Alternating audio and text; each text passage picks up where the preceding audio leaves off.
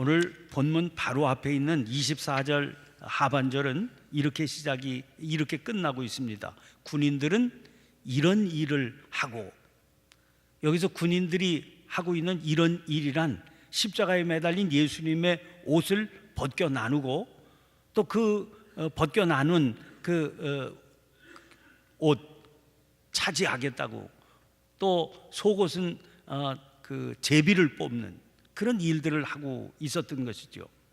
심리학자들 말에 의하면 흉악범들의 특징은 자기가 저지른 대상이 당하는 고통에 대해서 무관심하다는 특징이 있다는 겁니다. 그 대신 자기와 관련된 고통에 대해서는 굉장히 예민하더라는 거죠. 그래서 자기가 흉악한 죄를 저질러서 대상은 끔찍한 고통 가운데 아파하고 있는데 그건 생각하지 않고 갇혀있는 교도소의 메뉴가 부실하다, 이런 걸로 불평을 한다는 겁니다. 그래서 바코 파머는 고통을 받아들일 수 있는 인격의 크기가 그 사람의 크기다, 이런 말을 했습니다. 그런 의미에서 타인의 고통을 느낄 수 없는 사람의 인격은 야만의 인격이 되는 겁니다. 지금 군인들이 보이는 이런 잔인함이야말로 그 바코 파머가 말한 야만의 인격에 다르지 않지요. 그런데 그런 야만이 전개되는 바로 그 현장에 함께 있는 사람들이 있었다, 그렇게 오늘 본문은 증거하고 있습니다. 그들은 25절에 보니까 그 어머니와 이모와 글로바의 아내 마리아와 막달라 마리아, 그리고 26절에 보니까 사랑하시는 제자, 이렇게 되어 있습니다. 죽어가는 그 예수님 십자가 아래에서 옷을 나누는 군인들의 잔인함과는 달리 그들의 마음은 십자가에 달리신 예수님과 함께 있는 거지요. 아픔을 함께하고 십자가에 동참하면서, 그러면서 십자가 아래에 있기는 하지만 그들의 마음은 십자가에 함께 달려있는 그런 사람들, 고통을 함께 나누는 그런 이들이 있었던 겁니다. 영어로 이해한다 하는 말은 understand, 문자 그대로 보면 아래에 선다, 그런 뜻이죠. 누군가를 이해하기 위해서는 그 사람 밑에 있어야 가능하다, 그래서 만들어진 말이 아닌가 싶습니다. 위에 서 있으면, 그 사람 위에 서 있으면 상대를 판단하게 되고 정죄하게 되지요. 그야말로 함부로 그에게 다가가게 되는 겁니다. 그러나 밑에 있을 때, 그때는 그 사람의 내면으로 들어가게 됩니다. 그래서 그의 생각과 마음과 삶과 그의 현실을 진정으로 받아들이고 이해할 수 있게 됩니다. 더 세심하게 표현할 수 있다면 밑에 서는 것도 아주 가까이에서 밑에 서 있어야 됩니다. 그런데 말 그대로 오늘 본문에 등장하는 이 사람들은 지금 예수님의 십자가 바로 아래 서 있습니다. 그래서 아주 생생하게 십자가의 주님을 지켜보고 있습니다.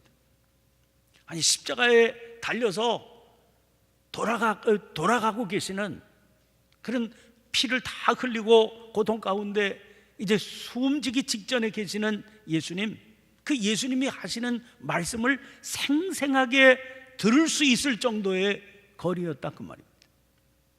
그래서 피 흘리시는 그 모습뿐만 아니라 고통스러워하는 신음, 꺼져가는 숨소리까지 아주 생생하게 듣고 있는 겁니다. 세상을 살다 보면 차마 볼 수 없는 일이 있게 마련입니다. 한번 독일에서 목회할 때 저희 가까이에 목회하는 그런 후배 목사 방문을 한 적이 있는데, 그 후배 목사 교인이, 젊은 교인이 이제 암으로 죽어가고, 그 배우자가 그 죽어가는 그 곁에 서 있어야 되는데 목사이기 때문에 같이 가서 그 현장을 지켜볼 수밖에 없었던 이제 그런 일이 생겼습니다. 저희가 그냥 그 집에 머물러 있고 그 후배 목사는 그 현장에 갔다 와서 밤늦게 돌아왔는데 저한테 그런 얘기를 해요. 형, 이런 날은 목사 된 게 원망스러워. 목사가 됐으니까 할 수 없이 그 현장에 같이 있어야 되는데 너무너무 아파. 저도 목회하면서 그렇게 목사가 된 게 원망스러워지는 그런 순간을 여러 번 경험했습니다. 참아 볼 수 없는 그런 일을 지켜봐야 되는 고통 때문에 그런 생각이 들게 되는 거죠. 그런데 세상 살다가 참아 볼 수 없는 그런 일 가운데 하나, 으뜸가는 일 하나가 죽어가는 자식을 곁에서 지켜봐야 되는 그런 일 아니겠습니까?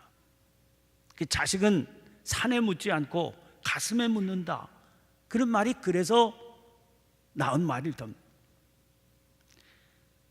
죽어가는 이에 형제들이 있을 때 차라리 살아계신 부모님에게는 그 일을 비밀로 붙이는 그런 경우까지도 볼 수 있어요. 그런데 지금의 경우는 병에 걸려 죽어가는 것도 아니라 끔찍한 범죄자나 처해지는 그 십자가형을 받고 형장에서 피 흘리며 서서히 죽어가는 그런 모습을 지켜보고 있는 겁니다. 아니, 누가 강제로 소환을 해서 당신 그 자리에 서 있어야 된다, 그런 것도 아닐 텐데 지금 스스로 그 자리에 나와서 그야말로 그 끔찍한 고문을 온 몸으로 생생하게 당하고 있는 겁니다. 예수님의 어머니 마리아의 얘기입니다. 그렇게 십자가 아래에 있지만 사실은 십자가에 함께 달려 있는 겁니다. 이 자리에 서면 예수님은 십자가에 높이 달려 계시지만 사실 높이 달려 계신 예수님은 그 높이 달려 있다 그런 위치와 상관없이 가장 낮은 자리에서 나와 함께 여기 계신다, 그런 사실을 깨닫게 됩니다. 예수님이 왜 저기 매달려 돌아가셔야 되겠습니까? 어제 말씀을 우리 나눈 본문 말씀처럼 가장 낮은 자리에 있기 위해서 오셨기 때문에 거기 높이 달리신 거니까,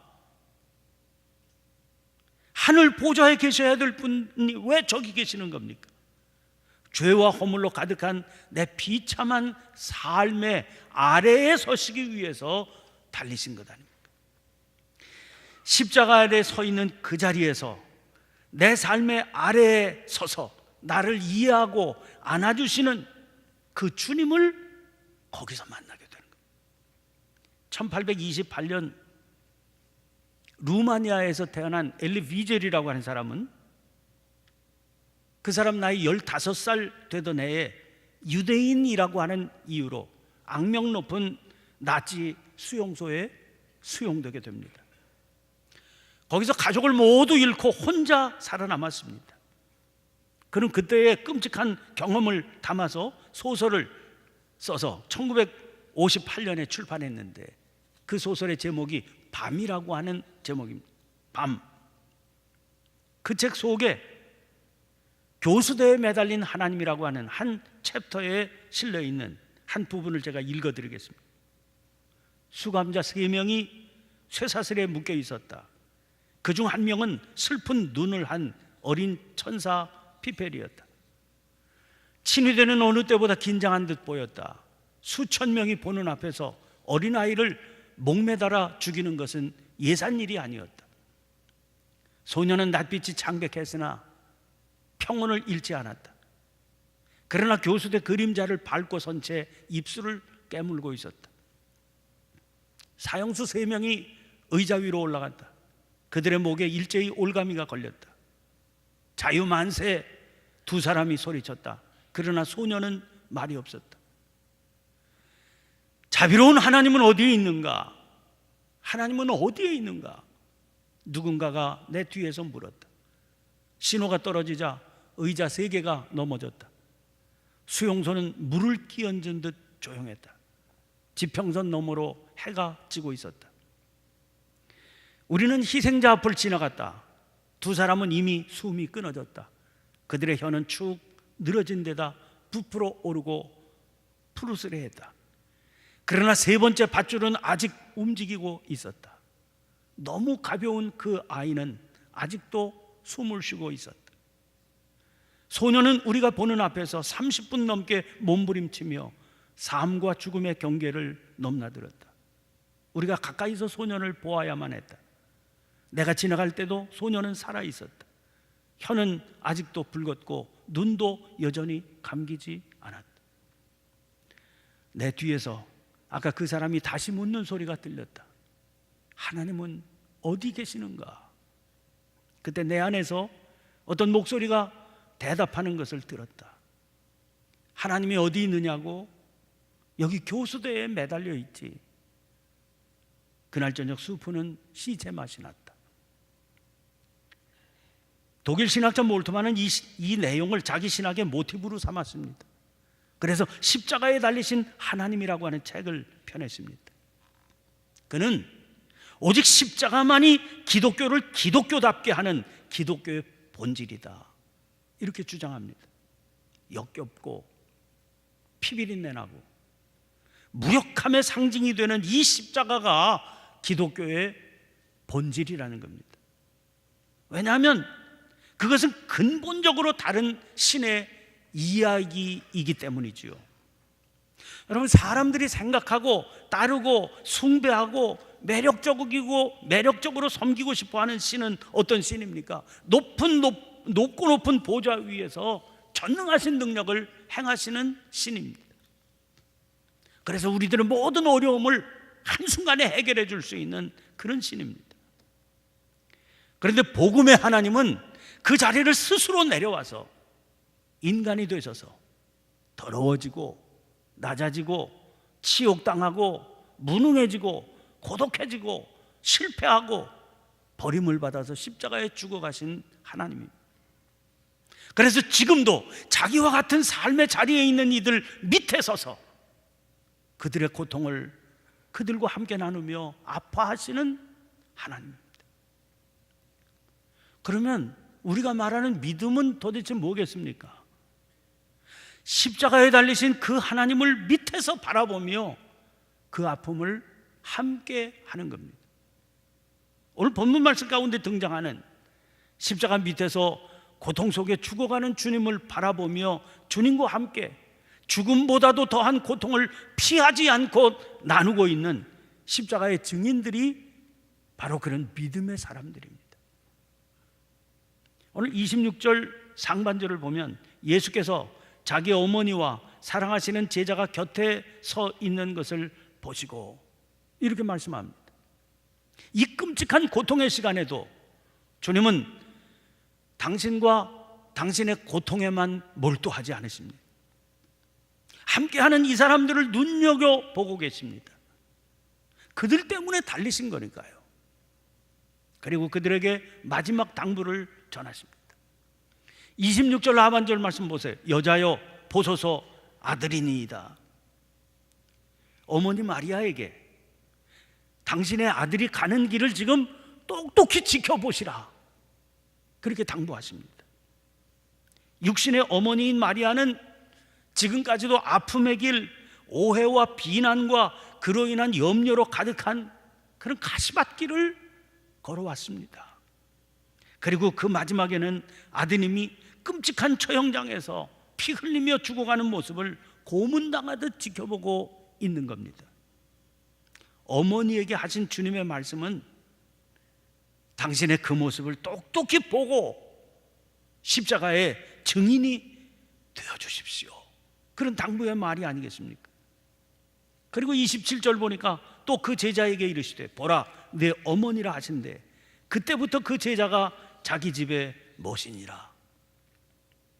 요한복음에 등장하는 사랑하시는 제자라고 하는 표현은 모든 학자들이 이 복음서를 쓴 사도 요한 자신을 지칭하는 표현일 것이다, 그렇게 받아들이고 있습니다. 그 요한에게는 당신의 어머니를 맡기십니다. 이것은 다만 개인적인 차원에서 당신이 다 하지 못한 효도를 내가 좀 맡아서 해달라, 그렇게 부탁한 것 이상의 의미를 지니고 있습니다. 십자가의 고통을 진정으로 함께 나누게 되는 사람에게는 너와 나의 구별이 없어집니다. 혈연이라고 하는 구분도 사라지게 됩니다. 그래서 십자가 안에서 우리는 누구나 형제와 자매가 되는 겁니다. 이것이 십자가를 통과한 교회 공동체의 모습이지요. 그래서 교회 안에 들어오면 피 한 방울 나누지 않았어도 형제가 되고 자매가 되고, 호칭만 그렇게 부르는 게 아니라 실제로 그런 관계가 이루어지게 되는 겁니다. 이게 교회 공동체거든요. 그래서 이 교회 공동체는 그 범위를 자꾸만 넓혀가야 될 사명이 있는 겁니다. 그거는 교회의 규모를 키우기 위한 게 아닙니다. 온 인류가 형제와 자매가 되어서 살아가야 된다고 하는 그런 복음의 목표를 이루기 위한 겁니다. 그게 교회의 사명인 겁니다. 주님의 십자가 안에서 원수까지도 형제가 되고 원수까지도 자매가 되는 그런 세계를 이루어야 된다는 사명이 교회의 사명인 겁니다. 그래서 요한에게 부탁합니다.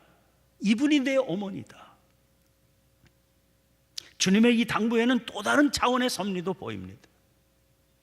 우리가 아는 대로 요한은 그 형 야고보와 함께 우리의 아들이란 별명이 붙어있던 사람입니다. 요란했던 사람이지요.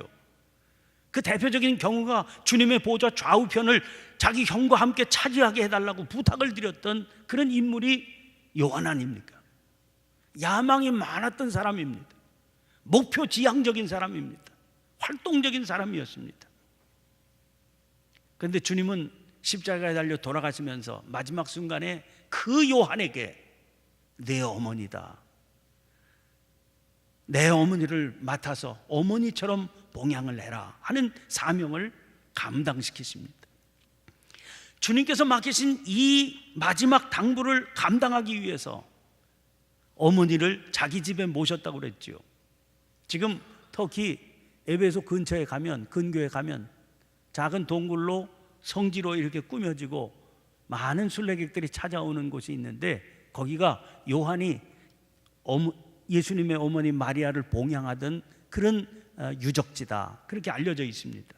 한적한 동굴입니다. 거기서 마리아가 세상 떠날 때까지 요한은 주님께서 맡기신 당부를 감당하느라고 그 봉양하는 데 힘을 쏟았습니다. 그걸 자기의 사명으로 알았습니다.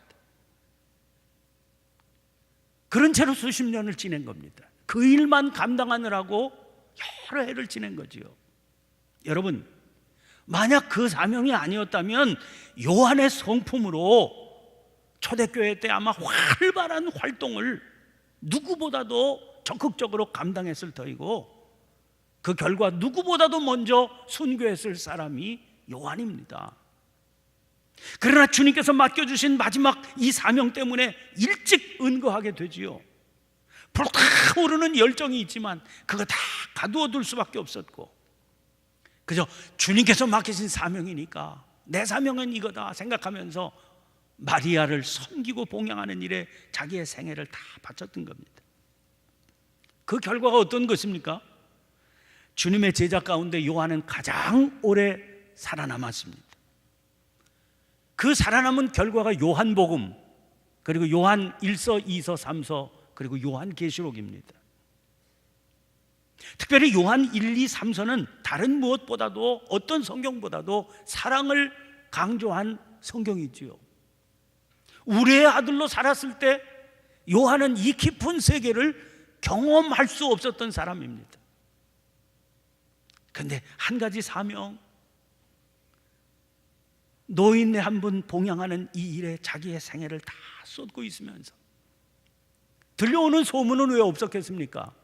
자기가 12제자로 활동하고 있을 때 바울 같은 사람은 이름조차 올리지 못했던 사람인데, 그 사람이 초대교회를 위해서 그렇게 활약을 하고 주님의 복음을 전하는데 그렇게 굉장한 역사가 있다. 평소에 요한 같으면 이걸 견딜 수 없었던 사람. 주님께서 맡기신 마지막 사명을 묵묵히 감당하는 가운데 성도의 삶에 서로 사랑하는 일이 얼마나 귀한 일인지, 그 사랑은 어떻게 표현돼야 되는지를 깊이 묵상하고, 그 열매가 요한 1서, 2서, 3서라고 하는 위대한 저작물로 남겨지게 되고요. 그리고 나중에는 깊은 영적인 변화를 스스로 경험했더니, 그러니까 주님께서 그 그의 영을 열으셔서 마지막 하나님께서 거두실 우주의 큰 승리의 비밀을 담은 요한계시록까지 저술할 수 있는 그런 은혜의 세계, 깊은 세계로 그를 이끌어 주셨던 겁니다. 여러분, 주님이 부활하셨을 때 누구나 그 부활의 증인이 되었던 것이 아닙니다. 그냥 우리 생각 같으면 부활하신 주님께서 매스컴에도 나타나시고 모든 사람 앞에 나타나셔서 내가 이렇게 부활했다 이렇게 하실 것 같은데, 정작 주님의 부활을 목격하고 체험한 사람들은 몇몇 믿음의 사람들이었잖아요. 믿음의 사람들만 부활을 경험할 수 있지 않았습니까? 특별히 그 부활의 최초의 증인이 누굽니까? 막달라 마리아. 그때 십자가 아래에 서 있던 바로 그 여인. 무슨 사실을 알 수 있습니까? 십자가를 통과하지 않고, 다시 말해서 십자가의 아픔을 함께 경험하지 않고 영광스러운 부활의 증인이 될 수는 없는 겁니다. 그래서 오늘 우리들의 삶을 이 십자가의 빛 앞에서 새삼 비춰보게 됩니다. 오는 주일은 부활주일입니다. 이 부활주일, 부활의 감격을 생생하게 체험할 수 있는 건 누가 가능하겠습니까?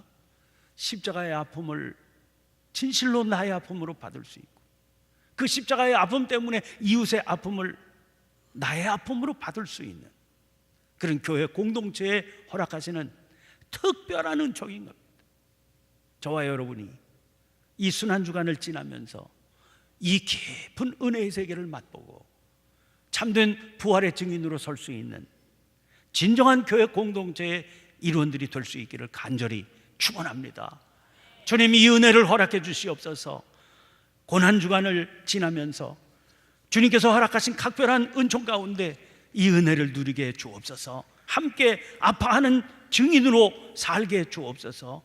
간절히 기도하시고 성령께서 기도하게 해주시는 제목을 따라 자유롭게 기도하시다가 자유롭게 돌아가시기를 바랍니다. 우리 주여 한번 힘차게 외치고 통성으로 기도하겠습니다. 주여!